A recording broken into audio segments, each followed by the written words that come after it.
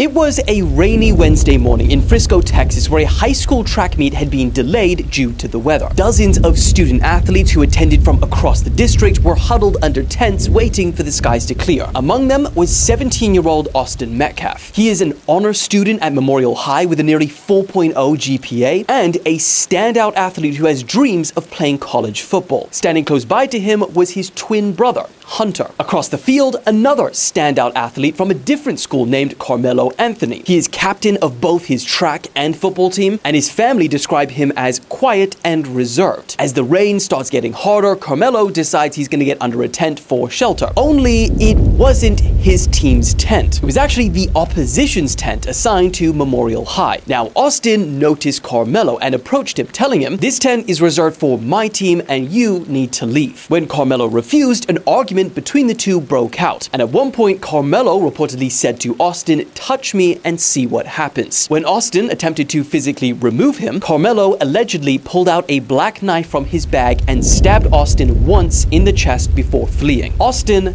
collapsed. His twin brother, Hunter, rushed to his side, holding him, trying to stop the bleeding as he died. Hunter would later tell Fox News, "I saw the soul leave his body, and with that, mine left too." Now, despite fleeing the scene, Karmelo Anthony was arrested within minutes. And sitting in the back of the police car, he asked officers one question that would soon ignite a global firestorm. Would what I did be considered self-defense? Now, when this story hit the media, it exploded, making headlines around the world. But because one boy was black and the other was white, it became gasoline for a race and political fire. Opinion pieces, live streams, TikToks, Twitter threads, everyone had an opinion. Some asked why a student would bring a knife to a school track meet. Others defended him, claiming that he had the right to protect himself. Then came the money. A fundraising page set up by Karmelo's family with a goal of 100K exploded past 450,000, sparking outrage. Critics started accusing the family of profiting from a killing. Rumors started swirling about new cars and new homes, but the family claimed they hadn't touched any of the money. His legal defense came under scrutiny. His representation started getting called out for having a criminal past. And just as the debate around the self-defense began to grow, new information started surfacing about a previous school altercation. And all of this is before the case has even gone to trial. But regardless, the internet has already chosen sides. This story, which is about two boys and a single fatal decision, has now become something so much bigger. Something that no one seems to be able to control, because now even judges involved in this are getting their lives threatened. So, that's what we're talking about today. So, let's stop the yapping and let's get rockin'!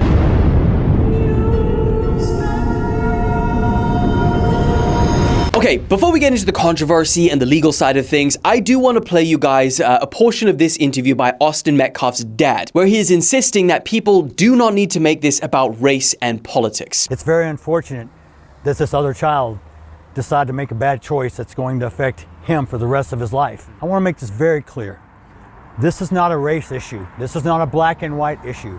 I don't want someone stepping up on a soapbox trying to politicize this. I don't appreciate some of the remarks I've seen online. This is about human compassion. The world needs more kind people. If you can't find one, be one.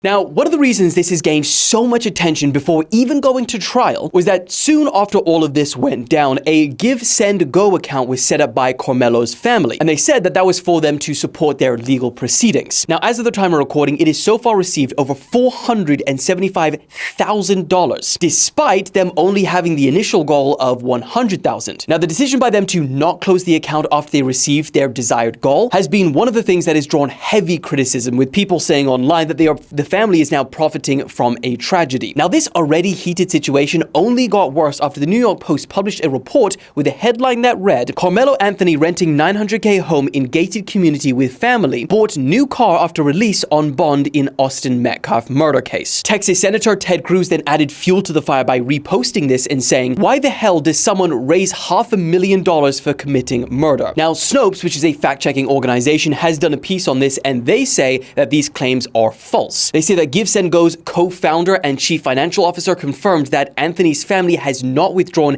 any of the money from the donation page yet. However, since the controversy, the family has now put an update on the fundraising page. They said that while the legal defense is a critical part of the fund, the money will not solely be dedicated to legal expenses. They then included things like the safe relocation of Anthony due to escalating threats, as well as things like transport, security, and basic living costs. Things then exploded yet again yesterday, after Austin's father, who is also a defense attorney, attended a public press conference for the Anthony family. But the person hosting this press conference, Dominic Alexander, he refused to begin until Austin's father left. Now, videos show the situation going as far as police arriving on the scene and removing Austin's father. That was disrespectful and just shows you all the character. He knows that is inappropriate to be near this family, but he did it.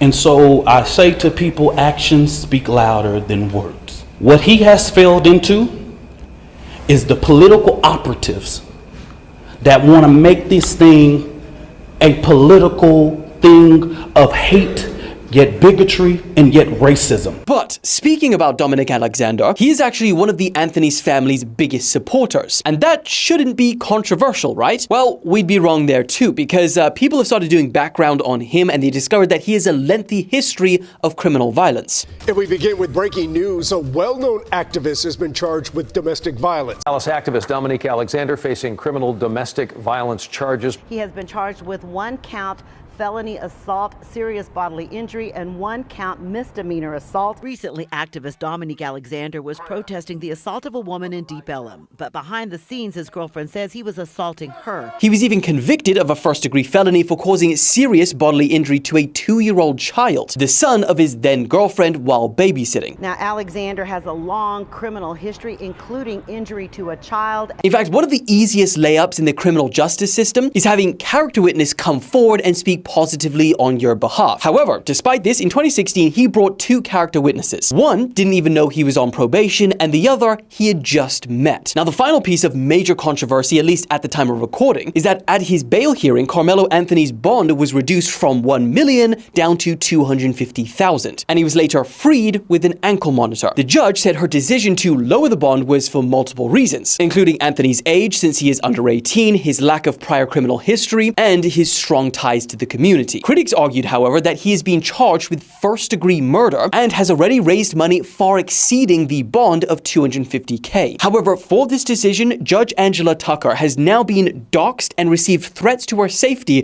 which law enforcement like FBI are now investigating. So ultimately, controversy aside, what happens now? Well, currently there is no trial date set because the case is still in what's called the pre-indictment phase. In Texas, before any case like this can go to trial, it has to be reviewed by a grand jury. That's basically a group of citizens who look at the evidence and decide 2 things. 1, is there probable cause to believe that a crime was committed? And 2, if so, what exact charges should be filed? Like murder, manslaughter, or something else. Now, prosecutors are expected to bring this case before a grand jury before the end of June 2025. If that grand jury decides to indict Karmelo, he will either take a plea deal or plead not guilty, which, if in that case, would send this thing into a full-blown trial. And the national and, in fact, global media attention will be intense. And also, if this does go to trial, Karmelo will almost certainly claim self-defense. But in Texas, using deadly force as self-defense is a very high legal bar, and it's only allowed under specific conditions. So ultimately, we'll just have to wait and see. Now, usually, I wrap up these kind of videos with, what do you guys think? But considering today, I don't think I will. I mean, we've literally laid out what the talk online has turned this case into, and any speculation beyond the evidence that they present